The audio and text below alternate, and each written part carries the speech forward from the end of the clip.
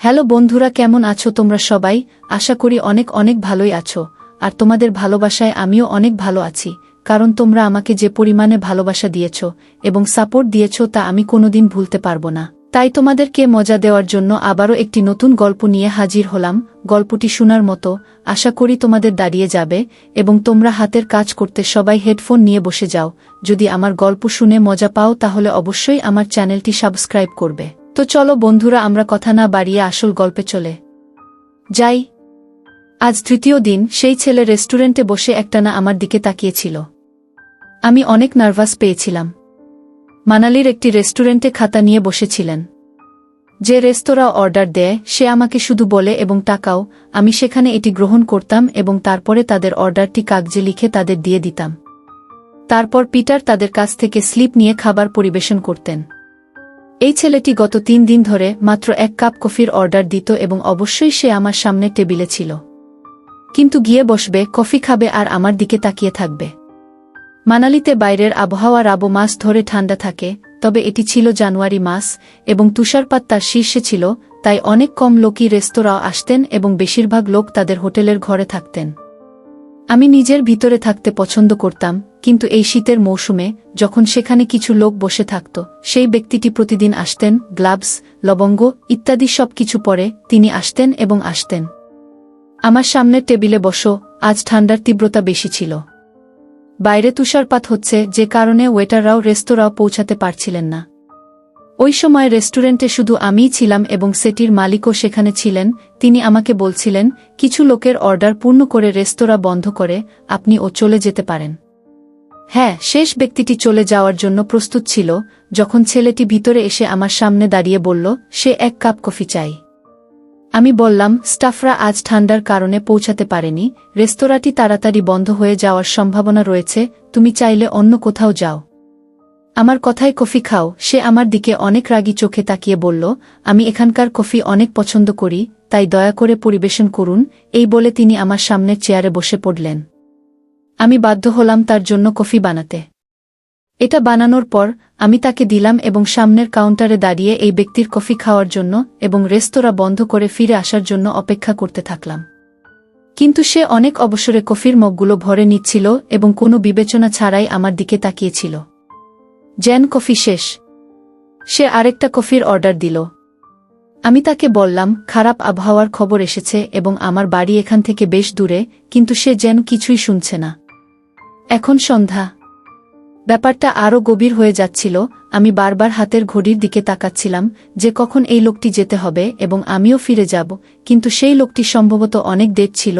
রাতের অন্ধকার ছড়িয়ে পড়া পর্যন্ত আমরা একের পর এক কফি খেয়েছিলাম। রেস্তোরাঁর মালিক দাবি দাওয়া করতে থাকেন। চাবি আমার হাতে তুলে দেওয়া হয়, তাই বাধ্য হয়েই সেখানে থাকতে হয়। যত তাড়াতাড়ি আমি রেস্তোরাঁ বন্ধ করে চলে যেতে থাকলাম, আবহাওয়া আরও খারাপ হয়ে গেল। আবহাওয়া সম্পূর্ণরূপে তার মনোভাব পরিবর্তন করেছে। এটি ছিল তুষার সম্পর্কে। আমি অনেক নার্ভাস হয়ে গিয়েছিলাম এবং এত ভারী তুষারপাতের মধ্যে কিভাবে আমার বাড়িতে পৌঁছাব তা বুঝতে পারছিলাম না। তুষারপাত এবং খারাপ আবহাওয়ার কারণে রাস্তাটি শুকনো ছিল। চারিদিকে তুষার ছড়িয়ে পড়েছিল। সবাই হয় তাদের ঘরে বন্দী ছিল বা আমার হোটেলের ঘরে। আমি দ্রুত আমার আবাসিক হোটেলে যেতে চেয়েছিলাম, কিন্তু তুষারপাতের তীব্রতা আমাকে কাঁপিয়ে দিয়েছিল। যদিও আমি একটি ডাবল জ্যাকেট পরেছিলাম এবং নিজেকে পুরোপুরি ঢেকে রেখেছিলাম, তবুও আমি ঠান্ডা অনুভব করছিলাম। কিন্তু বাতাসটাও বেশ প্রবল। আমার ব্লাড জমাট বেঁধে যাওয়ার অবস্থা। জানি না কিভাবে নিজেকে পড়ে যাওয়া থেকে বাঁচিয়ে রাখলাম। অনেক কষ্টে হাঁটছিলাম, সাহস অক্ষুণ্ণ রেখে। হঠাৎ একটা গাড়ি আমার কাছে এসে থামল। গ্লাস নামানোর সময় সেই ছেলেটি বলেছিল, আমি তোমাকে নামিয়ে দাও। আমি কখনই তার কাছ থেকে লিফট নিতাম না, কিন্তু খারাপ আবহাওয়া শুরু হয়েছিল। আমি তার গাড়িতে বসলাম। আমি তাকে পথ বুঝিয়ে বলতে থাকলাম, আমার কারণে তুমি অনেক কষ্টে আছো। সে তার সামনে এসে ড্যাশবোর্ডের ডগা থেকে একটা নেভি বের করে মুখে নিয়ে চিঠিটা পুড়িয়ে দিল। আমি বললাম, এটা আমার দায়িত্ব ছিল। আমার কথা শুনে তিনি হাসতে থাকলেন এবং বললেন, হ্যাঁ, তুমি তোমার দায়িত্ব বেশি ভালোভাবে পালন করতে জানো। আপনি সম্পূর্ণ সততা আছে। আপনি আপনার দায়িত্ব অনুযায়ী দায়িত্ব পালন করুন। গত 3 দিন ধরে তোমার এই অভ্যাস দেখে আমি অনেক মুগ্ধ হয়েছি এবং হয়তো তুমি আমাকে পাগল করতে চাইছিলে। আমি জানালা দিয়ে বাইরে দেখতে থাকলাম আর বললাম, তুমি অনেক সুন্দর। আমি যে জিনিসগুলি এড়ানোর চেষ্টা করছিলাম তা হলো আমি জানতাম যে তিনি গত 3 দিন থেকে আমার দিকে তাকিয়ে আছেন। আমি উত্তর দিলাম না। সোজা রাস্তা ছিল যা শেষ হচ্ছিল না। তুষারপাতের কারণে তিনি অনেক আস্তে গতিতে গাড়ি চালাচ্ছিলেন এবং আমি এই পথ দ্রুত শেষ করতে চেয়েছিলাম। তিনি বললেন, তুমি আমার উত্তর দাওনি। অনেক কম মেয়ের মধ্যে যাদের সৌন্দর্য আমাকে মুগ্ধ করেছে তুমিই প্রথম। আমি সেই রেস্তোরাঁও হঠাৎ করেই এসেছিলাম, কিন্তু তোমাকে দেখেই তোমার দিকে তাকিয়ে রইলাম। আমি গত 3 দিন শুধু তোমার জন্য আসছি। আমি ভেবেছিলাম যে আমি আপনার চোখের আক্রমণে আমার উদ্দেশ্য অনুমান করেছেন। একজন মহিলা তার উপর পড়া প্রতিটি দৃষ্টিকে অনেক ভালোভাবে চিনতে পারে। এই বলে সে তার নেভির ধোঁয়া আমার দিকে উড়িয়ে দিল। ওর এই কাজটা আমার অনেক খারাপ মনে হয়েছে। বললেন, প্লিজ, আপনি আর দ্রুত গাড়ি চালাতে পারবেন না, আমাকে দ্রুত বাড়ি পৌঁছাতে হবে। আমার কথা শুনে তিনি হাসতে থাকলেন এবং বললেন, আমি যা বলছি তা হয়তো আপনার পছন্দ হচ্ছে না, আবহাওয়া খারাপ, এই কারণে আমি দ্রুত গাড়ি চালাতে পারি না। এবং আবহাওয়া ঠিক থাকলেও তারপরও আমার তাতে কোনো তাড়াহুড়ো নেই। তাই আমি কামনা করি এই যাত্রা দীর্ঘ থেকে দীর্ঘতর হোক। অনেক অদ্ভুত হতে থাকল তার স্বর। কেন জানি না, কিন্তু একটা অদ্ভুত ভয় পাচ্ছিল। চারিদিকে নিস্তব্ধতা। আমি ভাবলাম যেভাবেই হোক গাড়ি থেকে নামতে হবে। আমার বাসা এখন বেশি দূরে ছিল না। আমি বললাম, এটা করো, তুমি আমাকে এখানে নামিয়ে দাও, আমি নিজে যাব। আমি বললাম, কি হয়েছে, তুমি আমার সাথে পছন্দ করো না? মেয়েরা আমার সাথে কিছু সময় পার করতে পারো মরিয়া। এবং সেখানে একটি কপি। আমি বললাম, প্লিজ, আপনি গাড়ি থামালেন, আমি নিজেই যাব, আপনাকে অনেক ধন্যবাদ। কিন্তু সে আমাকে যা বলল আমি হতবাক হয়ে বলতে থাকলাম, তুমি কি বিবাহিত, মিস সাহিবা? ওর মুখ থেকে আমার নাম শুনে আমি অবাক হয়ে গেলাম। আমি যতটা অবাক হলাম তার থেকে কম। আমি বললাম, তুমি আমার নাম জানলে কিভাবে? সে বলতে থাকলো, শুধু আমার নাম। আমিও জানি তুমি কোথায় থাকো। আপনি কতদিন ধরে ওই রেস্টুরেন্টে কাজ করছেন তাও জেনে নিন। তারপর তিনি বলতে শুরু করলেন, আমি তোমাকে ভালোবাসি, সেই ব্যক্তির সম্পর্কে সবকিছু ইতিমধ্যেই জানি। তোমাকে বিয়ে করার কথা আগেই ভেবেছি। তোমার কি মনে হয় আমি তোমাকে নিয়ে এতই অজ্ঞ থাকব? সে অনেক অধৈর্য হয়ে আমাকে বলছিল। তিনি আমার হোটেলের সামনে গাড়িটি পার্ক করেছিলেন, যেখানে এই রেস্টুরেন্টের মালিক আমাকে থাকার অনুমতি দিয়েছিলেন। আমাকে একটা ছোট বাস দেওয়া হলো হোটেলে। আমি গাড়ি থেকে নামতেই সে বলল, দয়া করে আমাকে উত্তর দিন। আমি বললাম, আপনার প্রস্তাব মেনে নেবেন না। আমি গাড়ি থেকে নেমে গাড়ির দরজা বন্ধ করে দিলাম। পরের দিন রেস্টুরেন্টে সে এলো, আমি তাকে ধন্যবাদ জানালাম, কিন্তু বাসায় আসার সাথে সাথে আমার হোটেল রুমের বাইরে তাকে দাঁড়িয়ে থাকতে দেখে আমি হতবাক হয়ে গেলাম। আমি চাবি দিয়ে রুমের দরজা খুলে বললাম, সে আমাকে ভিতরে আসতে আমন্ত্রণ জানাবে না? আমি আপনার সাথে কথা বলতে চাই। হ্যাঁ, আমি তাকে ভিতরে আসতে দিলাম। আমার ঘরটা বেশ বড় ছিল। বিছানার পাশাপাশি একটি ছোট সোফা। আমি গিয়ে অনেক আরাম করে সোফায় বসলাম। আমি গিয়ে ঠিক তার সামনে বললাম, তুমি কি বলতে চাও? তিনি বলতে শুরু করলেন, আপনি কোথায়? অতিথির কাছে পানি ইত্যাদিও চাওয়া হয় না। আমি বললাম, দেখুন স্যার, আমার কথোপকথন এই পর্যায়ে পৌঁছেছে যে তিনি আমাকে তার নাম বললেন। সে বলতে থাকল, আমার নাম সমীর। আমি বললাম, কোনো আগ্রহ নেই, এবং আমি আপনাকে স্পষ্টভাবে বলতে চাই যে এটি আরও ভালো হবে। তুমি আমাকে তাড়া করা বন্ধ করো। সে বলল, আমি তোমাকে আমার ভালোবাসার কথা কিভাবে বোঝাবো? আমি বললাম, আমি কাউকে জোর করি না, কিন্তু তুমি যদি প্রেমে পড়ে যাও তাহলে অন্য মানুষটিকে তার ভালোবাসাকে কিছুটা গুরুত্ব দিতে হবে। যদি আমার সম্পর্কে আপনার কোনো সন্দেহ থাকে তবে আমি আপনাকে আমার সম্পর্কে সবকিছু বলতে প্রস্তুত। আপনি যদি চান আপনার ইচ্ছা অনুযায়ী নিজেকে সন্তুষ্ট করতে পারেন। যাই হোক, আমি একাকী মেয়ে ছিলাম, আমার বাবা মা আমার সাথে ছিলেন না, এবং তিনি দীর্ঘদিন ধরে আমার পিছনে ছিলেন। অনেকবার প্রত্যাখ্যান করার পরও সে আমার হোটেল রুমের সামনে এসে দাঁড়ায়। একটাই জয় ছিল, সে আমাকে বিয়ে করতে চেয়েছিল। সে আমাকে নিজের সম্বন্ধে যাই বলেছিল আমি তাকেও এবং অন্য কোথাও থেকে আগেই খুঁজে পেয়েছি। আমি প্রতারণার মতোও মনে করিনি। মাসখানেক পর আমি তাকে বিয়ে করতে রাজি হই। অনেক খুশি হলাম, এত খুশি যে সীমা নেই। বলতে থাকলাম, তুমি আমাকে জীবন দিয়েছ ও আমিও খুশি ছিলাম যতবার সে আমাকে তার ভালোবাসা প্রকাশ করেছে। সে আমার সাথে আবার দেখা হয়েছিল এবং আমার পথে তার জন্য হৃদয়ে কোথাও জায়গা ছিল। আমি তাকে জিজ্ঞাসা করলাম তার পরিবার কোথায়। তিনি বলেন, সবাই লন্ডনে থাকে, কিন্তু আমি ভারত পছন্দ করি। আমি বললাম, আমাদের বিয়ে কিন্তু কেউ আসুক আর না আসুক। সে বলল, না, আমরা সিম্পল বিয়ে করব, এবং খুব তাড়াতাড়ি আমি তোমাকে লন্ডনে নিয়ে যাব এবং সেখানে সবার সাথে পরিচয় করিয়ে দেবগু। আমি স্বামীরকে বিয়ে করেছি, কিন্তু আশ্চর্যের বিষয়, বিয়ের পর সে আমাকে স্পর্শ করেনি। তিনি আমাকে তার বাড়িতে নিয়ে গেলেন। তিনি দিল্লিতে ছিলেন, যেখানে তিনি তার ব্যবসাও করতেন। এটি একটি ছোট বাংলো, যা অনেক সুন্দর ছিল। আমি আমার ভাগ্যকে মেনে নিতে পারিনি। আমাকে রুমে নিয়ে গিয়ে বিশ্রাম নিতে বললে আমি অবাক হয়েছিলাম। এই বলে সে রুম থেকে বেরিয়ে গেল। আমি প্রথমে ভাবলাম সে হয়তো আমার আরামের কথা চিন্তা করছে, কিন্তু পরের রাতেও সেরকম হয়নি এবং সে আমার রুমে আসেনি।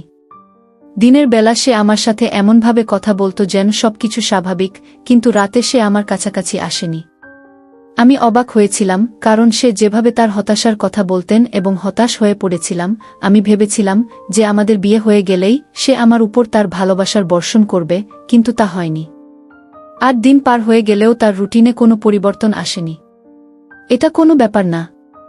এক রাতে আমি বিরক্ত হয়ে আমার রুম থেকে বের হয়ে তার রুমে গেলাম।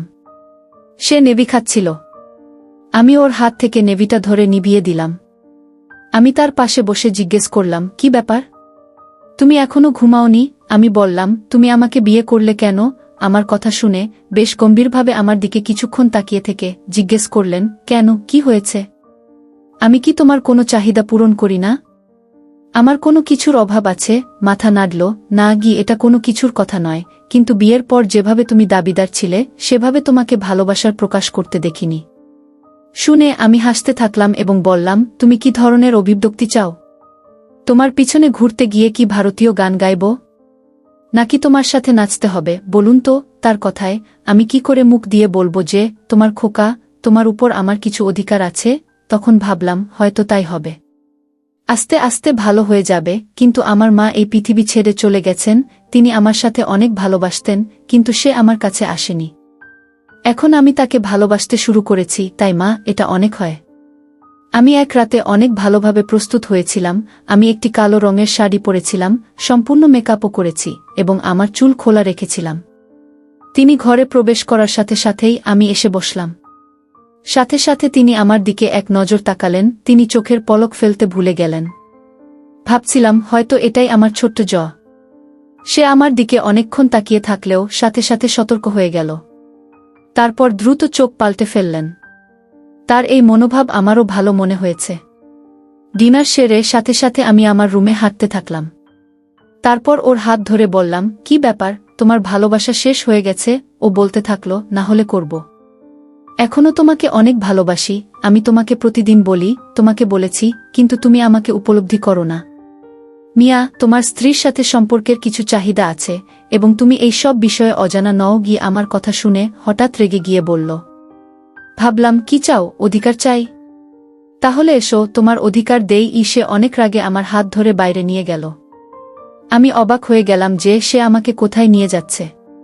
তিনি আমাকে তার বাংলোর পিছনের দিকে নিয়ে গেলেন, যেখানে আমি আজ পর্যন্ত যাইনি।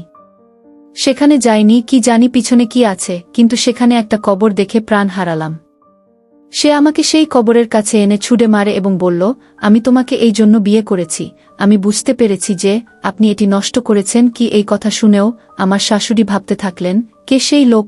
আমি বললাম, আমি বুঝতে পারিনি এবং বলতে থাকলাম, আমার সামনে কবরে লেখা ফলকটি পড়। কবরে লেখা ফলক পড়তে পড়তে শ্বাস নিতে ভুলে গেছি। এতে অয়ন লেখা ছিল এবং আমি সেই নামটি ভালো করেই জানতাম, কিন্তু সেই নামটি আমার এবং সেই ছেলেটির জীবনকে নষ্ট করে দিয়েছিল। আমি দুনিয়া থেকে লুকিয়েছিলাম। মানালিতে থাকার আমার একমাত্র উদ্দেশ্য ছিল, কারণ আমি আমার অতীতকে মানুষের কাছ থেকে লুকাতে চেয়েছিলাম। কিন্তু আজ আমি জানতে চাইলাম, আমার অতীত আবার এসে আমার সামনে দাঁড়ালো, তাও সমীরের রূপে। তিনি আমাকে হাত দিয়ে ধরে বলতে থাকলেন, তোমার কি মনে আছে আমি এইরকম বা অন্য কিছু ছিলাম? এই কথাটাও বলতে পারলাম না। ভালো মনে হচ্ছে। আমি বলতে থাকলাম, তুমি আমার ছোট ভাইয়ের জীবনটা নষ্ট করে দিয়েছ, আর এখন তার নামেই বসে থাকবে। তোমাকে ছেড়ে যাব না, কখনো আপন করে নেব না। তুমি সবসময় আমার ভালোবাসার সাথে থাকবে। তুমি দূরে থাকবে। আমাকে এই কবরে রেখে সে ফিরে গিয়েছিল। আমার চোখ থেকে অশ্রু ঝরতে থাকল। আয়ান আমার সাথে টিউশনি পড়ত। আমি তখন বাড়ি দিতাম। আমি আজমগড় থেকে ছিলাম এবং পড়াশোনায় অনেক দুর্বল ছিলাম। আমি ডেভি ক্লাসে পড়তাম, যখন পত্রিকায় বিজ্ঞাপন পড়ার পর তার মায়ের সাথে আমার আলাপ হয়। সে আমাকে অনেক ভালো পারিশ্রমিক দিতে প্রস্তুত ছিল। আমি 7-8 বছর ধরে সেই ছেলের সাথে ডেটিং করছিলাম। আমি তাকে আমার ছোট ভাই মনে করতাম। প্রায় সে আমার কাছে বসে আমাকে বলতো যে তার খুব ভালো মনে হচ্ছে, আর আমি ভাবতাম সে আমাকে বড় বোনের মতো সম্মান করে। মাঝে মাঝে বলতো, তুমি অনেক সুন্দর। এই ধরনের বিষয়গুলিতে আমি তাকে ধন্যবাদ বলতাম। আমি যে ঘরে তাকে পড়াতাম সেখানে আস্তে আস্তে তার কাজগুলি অনেক অদ্ভুত হতে শুরু করে। একবার সে ওই রুমটি তালা দিয়ে দিয়েছিল। আমি বললাম, আপনি রুম তালাবদ্ধ করেছেন কেন? তিনি বললেন, বাইরের শব্দে আমি অনেক বিরক্ত হই, আমি ঠিক বুঝতে পারলাম না। আমি বললাম, ঠিক আছে। তাকে পড়াচ্ছিলাম, পড়াতে গিয়েই তিনি আমাকে পড়াতে থাকলেন। আমার হাতটা ধরলাম, আমি সাথে সাথে ওর হাত থেকে আমার হাত ছেড়ে দিলাম। আমি বললাম, আমার হাত ধরো না, কেউ আমাকে ছুঁয়ে দিলে ভালো মনে হয় না। সে বলল, কেন? আমি বললাম, ভালো মনে হয় না, সেজন্য তুমি একটু দূরত্ব রাখো। একবার বলেছিল, তুমি আমাকে অনেক ভালোবাসো। আমি ভাবতে শুরু করেছি যে হেসে এই পরিবর্তন হবে। বললেন, এটা অনেক ভালো জিনিস। আমি বললাম, আমাকে কেমন মনে হয়? তিনি বললেন, ভালো মনে হচ্ছে, ভালোভাবে পড়ালেখা করলে আরও ভালো সন্তান হবে। আমি বললাম, আমি যদি আগে আসি তাহলে আমাকে কি উপহার দেবে? তিনি বললেন, তুমি যা বলবে তাই দেব। তিনি যখন বললেন আমি যা জিজ্ঞেস করি, তিনি আমাকে প্রতিশ্রুতি দিয়েছিলেন। আমি তার সাথে সব করলাম, কিন্তু আমি জানতাম না যে সে আমার জীবন চাইবে। তিনি জেতার জন্য কঠোর পরিশ্রম করেছেন, এক গ্রেট। বেশ খুশিতে ও খুশিতে আমার কাছে এলেন। তার মাও খুশি হয়ে বললেন, তুমি আমার অকেজো ছেলেকে অনেক ভালো করেছ। তারপর সে আমাকে মিষ্টিও খাওয়ালো।